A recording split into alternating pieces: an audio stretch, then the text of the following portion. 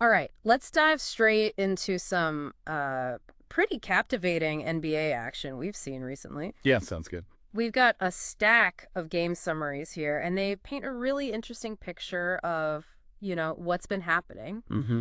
Our mission today is basically to cut through all that noise and pull out the key insights, the really electrifying moments for everyone listening. Get right to the good stuff. Exactly. Think of it as your quick guide to understanding what went down and, well, why it actually matters as the season heats up. For sure.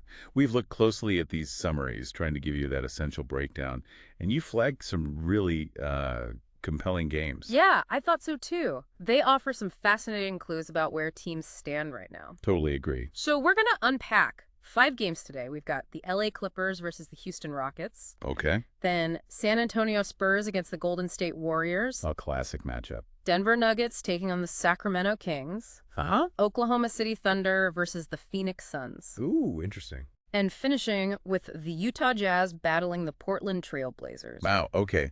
5 solid contests. Each one, like you said, tells its own story, Right. especially with teams fighting for playoff spots. It's a great cross-section of the league for Yeah. sure. And from what we've seen in these summaries, these weren't just, run-of-the-mill games. No, F of that. We're talking commanding wins, some real nail-biters, down-to-the-wire stuff, and just some huge individual performances. Yeah, the kind of games that really make you sit up and take notice. Exactly. So let's jump right in. First up, Clippers and the Rockets. Western Conference clash. Right. So the Clippers took this one pretty comfortably.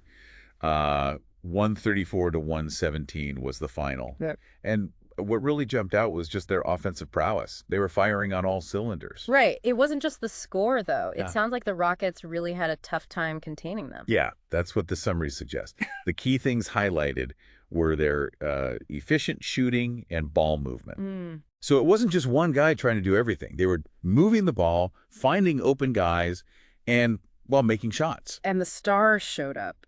Kawhi and PG. Oh, absolutely.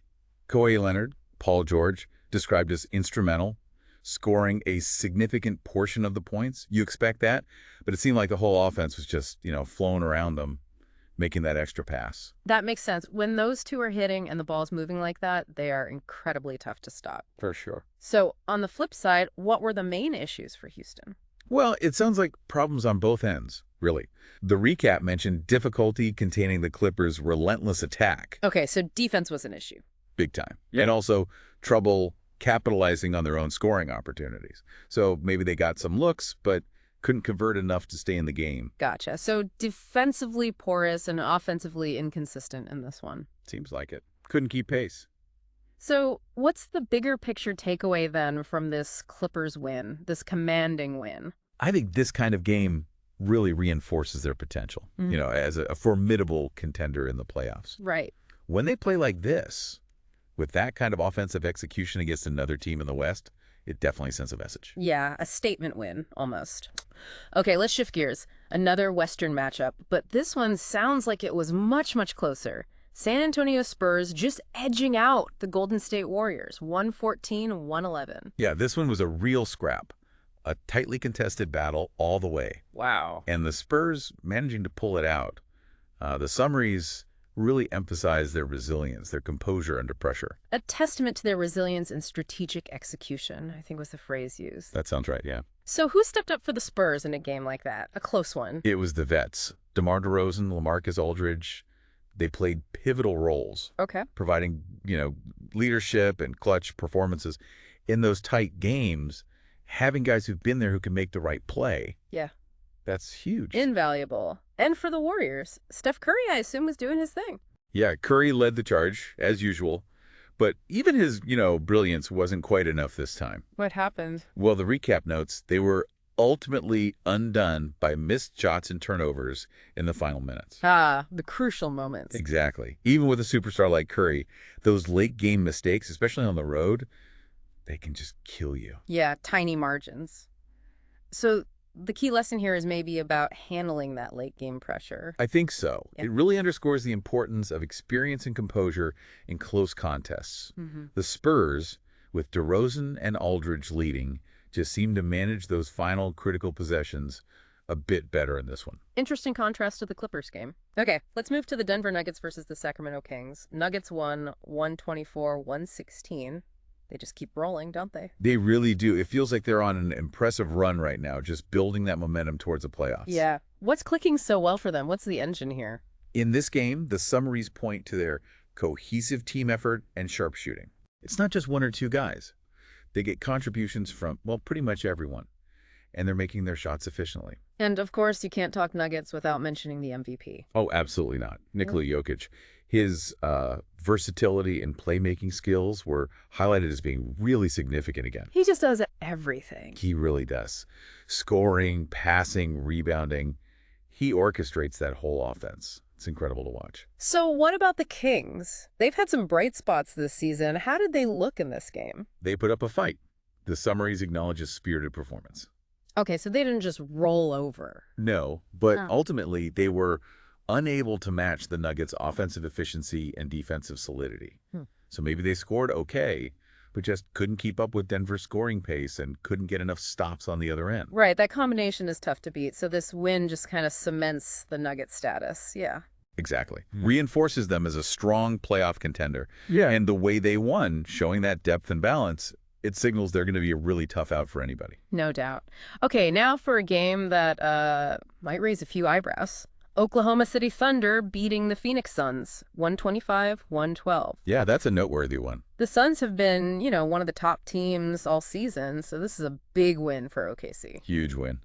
The recap called it a triumph for the Thunder, fueled by dynamic gameplay and relentless energy. Sounds like they just came out buzzing. Wow. Who is leading that charge? Any standouts for OKC? Shai Gilgeous-Alexander.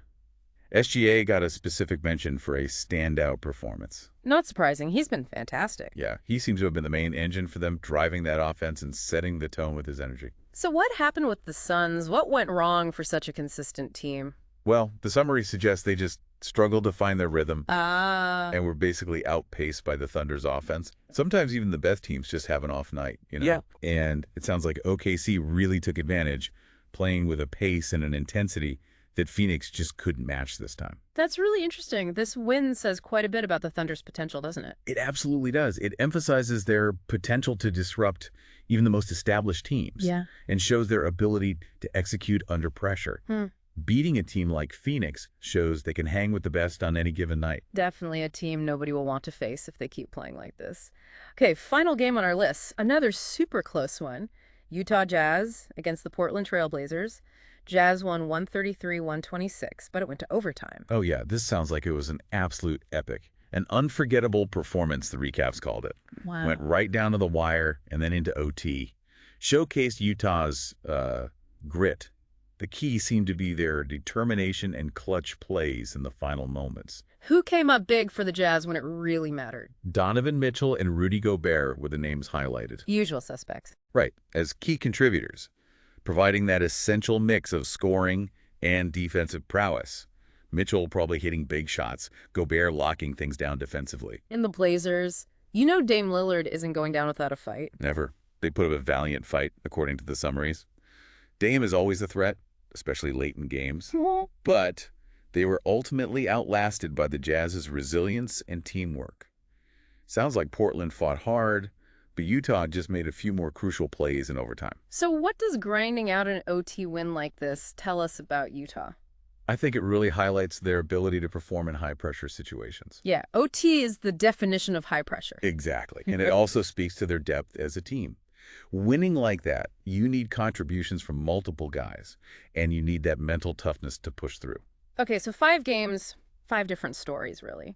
But if you step back and look at all of them together, what are some of the main themes that stick out? Well, like the summaries mentioned, these games are obviously thrilling entertainment, right? But they also offer really valuable insights into the strengths and weaknesses of all these teams. You saw offensive explosions, you saw clutch veteran play, you saw stars taking over, and you saw the importance of just, good old-fashioned teamwork. And looking ahead, these results, they're not just isolated incidents. They matter for the playoff picture. Hugely important. Yeah. These matchups are crucial in shaping the playoff picture. They help sort out seeding, momentum, all that stuff. And they help us figure out which teams might actually have the goods, the potential to go all the way. Exactly.